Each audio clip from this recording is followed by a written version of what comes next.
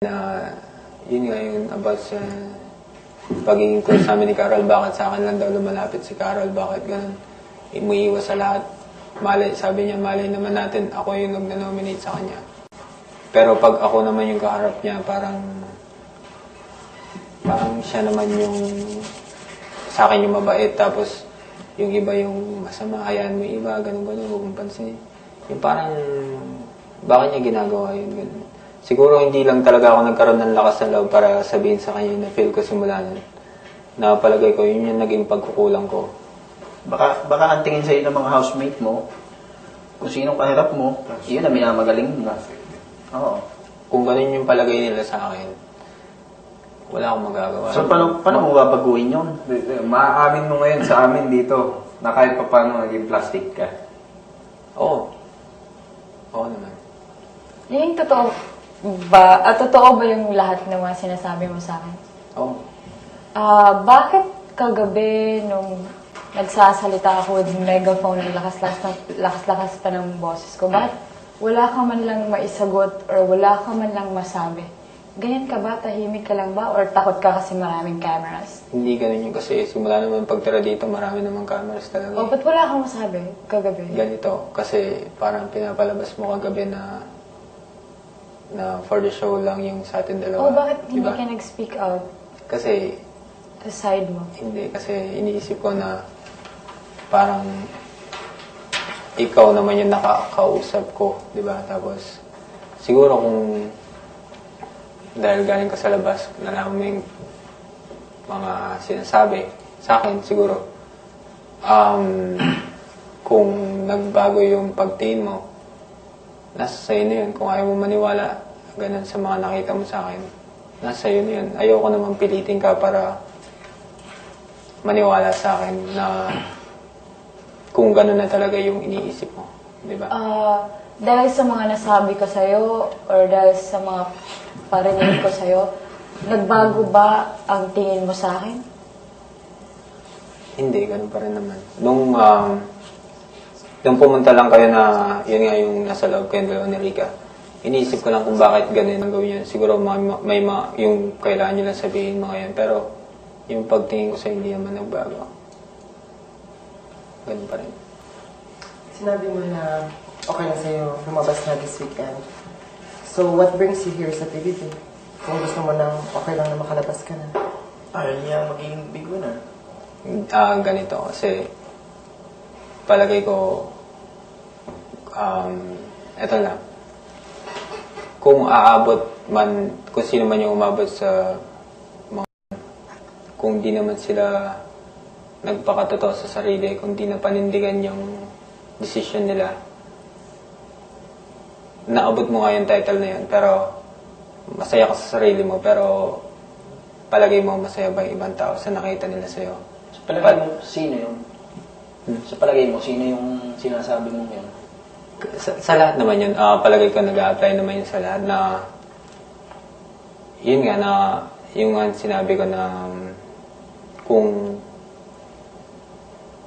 kung yun man yung maging dahilan ng paglabas ko, at least masaya ako kasi Naging totoo ka.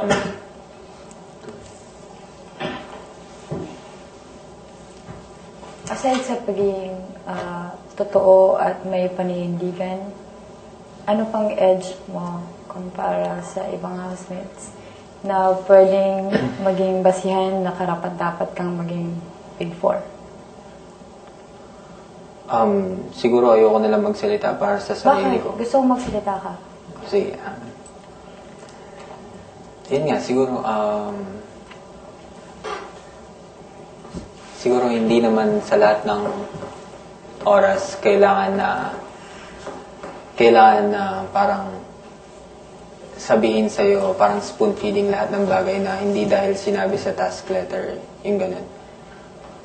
Siguro, palagay ko, yun yung magiging advantage ko na sa mga bagay na gustong iparealize sa'yo. Palagay ko, mas nakukuha ko kaysa sa iba sa kanila. So, mas mabilis yung pick up mo. Yan yung sinasabi mo compared sa iba.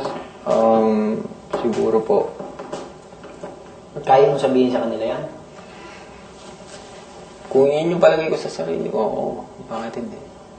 Sino sa tingin mo ang pinakakilala mo at hindi mo nakilala? Yung gusto at ayaw mo? Siguro, Hindi lang sa ngayon simula nang pumasok ka ng bahay. Kasi nandito kami ngayon, di ba? pati kayo kasama.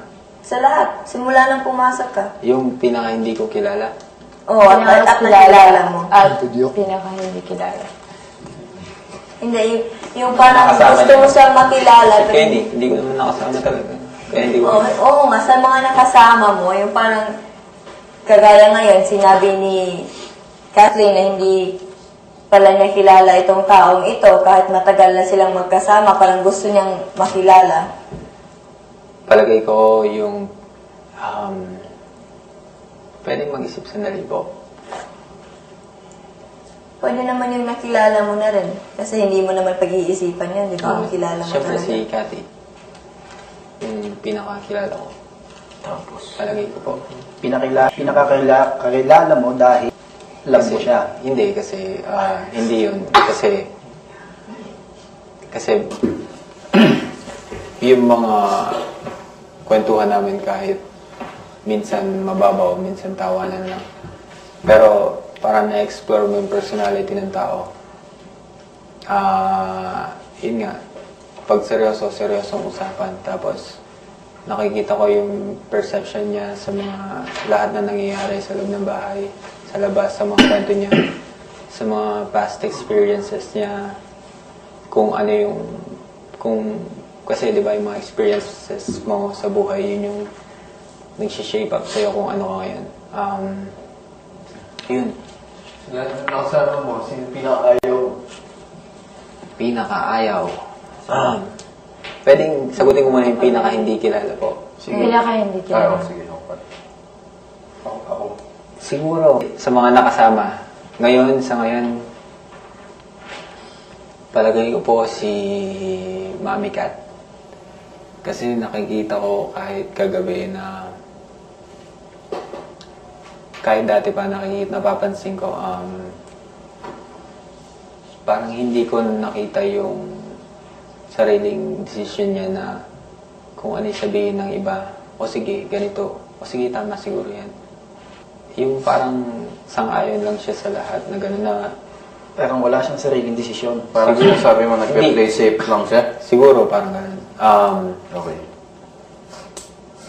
Siguro kahit na meron siyang gustong, kasi hindi ko nakita yung side ni Mami Kat na meron siyang sinabi na parang yung idea niya talaga yung sa kanya mismo galing. Ganun. Palagay ko yun. Sino pinaka naging ayaw mo pa sa hanggang ngayon? Pinakaayaw.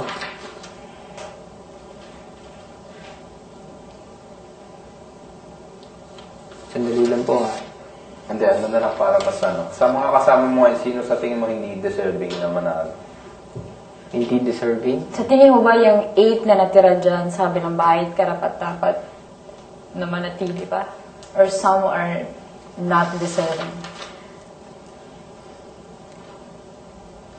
Yung totoo.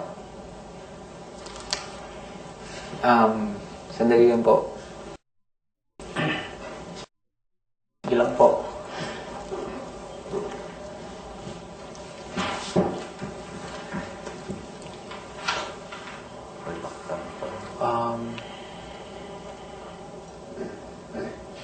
Palagay ko, pwedeng sabihin na lang yung ito na po yung sasabihin. O sige, ganito. Palagay ko si Mariel kasi kahit na parang nag-open up na ako kagabi, si Melay, si Tibo, nag-open up na rin ng mga feelings sa iba. Parang tinatry niyang stop yung ganong klase ng usapan. Siguro, ayaw niyang malaman yung mga iniisip ng mga tao sa kanya. Ayaw niyang sabihin yung mga nararamdaman niya sa iba kasi siguro natatakot siya na ganito pala yung tingin mo sa akin, ganun pala yung tingin mo sa akin. Sinasabi mo nagdi-deny siya? Siguro tapos ina-avoid niya yung Ayaw niya ganun. mabulgar.